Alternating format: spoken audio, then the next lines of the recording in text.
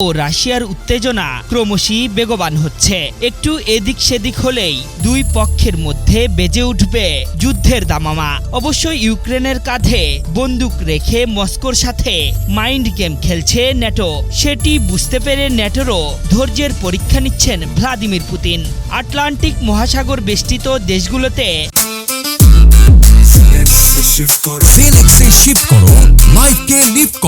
একের পর এক মানববিহীন ড্রোন পাঠাচ্ছে মস্কো, যা মনে ধরেছে ন্যাটো জোটেরও। তাই এবার পুতিনের মেধা চুরি করে 3D প্রিন্টেড ড্রোন উৎপাদনে ঝাঁপিয়ে পড়েছে জোটটি, যা তাৎক্ষণিক হুমকির বিরুদ্ধে বেশ কার্যকরী ভূমিকা রাখবে বলে মনে করছেন বিশ্লেষকরা। বার্তা সংস্থা রয়টার্স জানিয়েছে, চলতি সপ্তাহে পর্তুগালের ট্রয় এবং নেদারল্যান্ডসের ডেন হেল্ডার সামরিক ঘাঁটিতে নতুন ড্রোন প্রযুক্তি পরীক্ষা করেছে ন্যাটো বাহিনী। এই মহড়ায় আকাশপথ ও সাবমেরিন ড্রোন ব্যবহার করে নজরদারি সক্ষমতা বাড়ানোর চেষ্টা করেছে ন্যাটো, যেখানে 3D প্রিন্টেড রিমোট কন্ট্রোলড নৌকা, সাবমেরিন ও অত্যাধুনিক সব ড্রোন তৈরি এবং পরীক্ষা করা হয়। স্বল্প মূল্যে উৎপাদিত এসব ড্রোন শত্রুর বিরুদ্ধে বেশ কার্যকর হবে বলে জানিয়েছেন ন্যাটো স্পেশাল অপারেশনস ফোর্সেস কমান্ডের chief of staff rear admiral Massimiliano Rossi. Jet fighters against very cheap.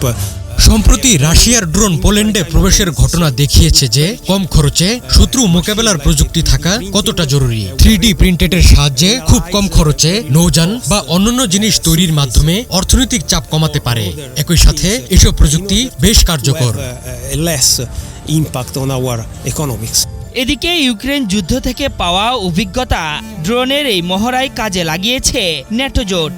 বিশেষত আকাশপথের ড্রোন ও মানববিহীন নৌযানের দ্রুত বিকাশ ইউক্রেন যুদ্ধে স্পষ্ট হয়েছে। মহড়ায় এমন সব সেন্সরের নৌকা ও সাবমেরিন ড্রোন তৈরি করা হয়েছে, যা উত্তর ও বাল্টিক সাগরে পাইপলাইন ও কেবল সহ গুরুত্বপূর্ণ পানির নিচের অবকাঠামোর হুমকি শনাক্ত করতে সক্ষম। এর আগে রাতের আধারে ডেনমার্কের আকাশসীমায় ড্রোন ঢুকে পড়ে।